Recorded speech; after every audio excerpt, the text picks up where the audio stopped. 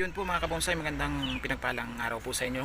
Ngayon po is ibabahagi ko naman po sa inyo itong material na ito na bigay po sa akin ng isa pong bonsaiista dito sa Bicol, is taga Camarines Norte. Shout out po kay Aimon Buwan, ito na po yung material mo na binigay po sa akin.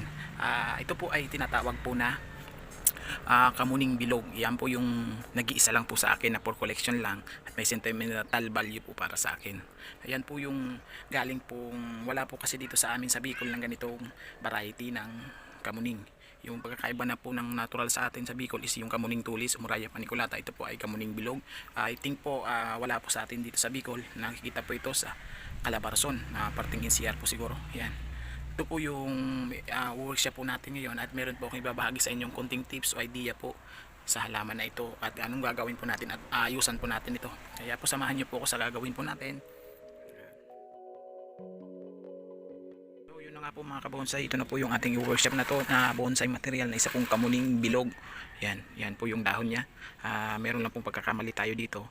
Aside po sa pina-wild natin is hindi natin sinalang-alang yung pagkalaki ng first branch o at mga second branch. So kasi yung nag-focus po yung paglaki niya dahil po dito sa apex po na ito. Sa pagbubonsai po talaga is priority po natin, papalakihin muna is yung tinatawag po na first branch. Yung tatanggalin, puputulin at yung mga wire po na ito is once po na nagbakat na po ang ating mga bonsai wire, nilagay po natin na aluminum wire or copper wire o bonsai wire na mas madaling sasabihan po. Isa gawin natin, puputol po tayo para lumago na po yung plants at kung kailangan pong cutback is kakatback natin. Huwag muna po tayong mag-uubos ng dahon kasi ang kahinaan po ng kamuning is once po na pinutol po natin at hindi natin tinira ng dahon kahit isang piraso kada sanga is magdadayback po or maglalanta yung sanga. Kaya simulan na po natin yung sharing natin ngayon. Samahan nyo po ako sa muli po sa hindi pa po nakapalo sa ating page at YouTube channel JP Bontan TV. Pakipalo and like and share na rin po. Salamat po. Kaya let's go. Let's start mga kabonsai. Ito na nga po yung bonsai material po natin na kamuning is alisan muna po natin ng sanga ay ng wire na itong mga nilagay po natin.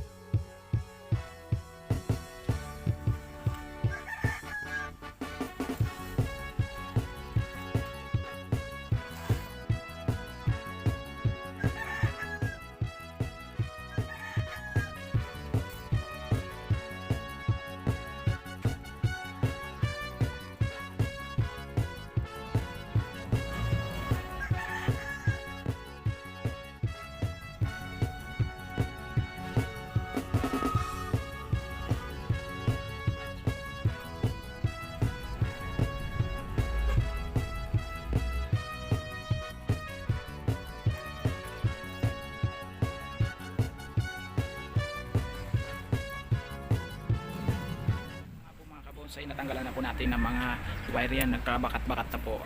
Once po na nagbakat na, para maiwasan po natin yung pagkaputol o maabot po yung pinaka kung sa tao is yung buto. Pag nasusugat yung laman is aabutin po yung buto at was kakapumadamage sa mga diferensya. Ngayon po is ay kakating po natin yung ibang part. Ito yung material po, ito ay kamuning bilog, isa din po sa pinakamagandang bonsai material o pwedeng gawing bonsai po, lalo na po sa mga baguhan. Hindi po ito maselan sa pabubuhay.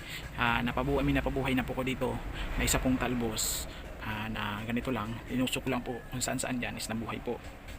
Hindi naman po maselan, lalo na po kung galing sa Yamadori, madali lang po mabuhay basta proper po yung drainage natin at gagamit po tayo ng river sand or mixed soil.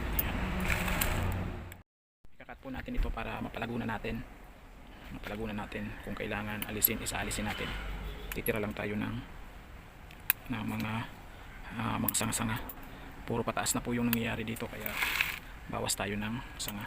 Papalaguin na natin to. Ito. Pupulan natin. Once puputol po tayo dun sa pinaka ay mayroong tutubuan ganito. Ayan. Ito. Putulin natin to. Gagawin na natin sa material na ito.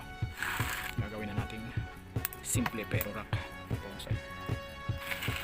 Ito yung pinakamataas pong ito, isaalisan na natin kasi talagang itong yung nakakapag-agaw ng nutrients sa parte ng baba. Ito yung nagpo-focus yung nutrition niya, pataas talaga siya. Kaya ang mas nangyayari dito is try muna natin putulin dito. Baka may magkaroon ng panibagong shot o tubo. Yan yung natanggal po natin. Mahaba na talaga. Yan, putulin natin to. Putulin natin to. Huwag natin uubusin muna yung dahon niya. Yan. Ito medyo maliit pa to. Putulin na natin to dito. Medyo mataas na masyado. Yan. Dito na tayo dito ang isa. Kaya palaki-lakiin natin to para mabuhay natin ulit. Yan, yan yung matanggal.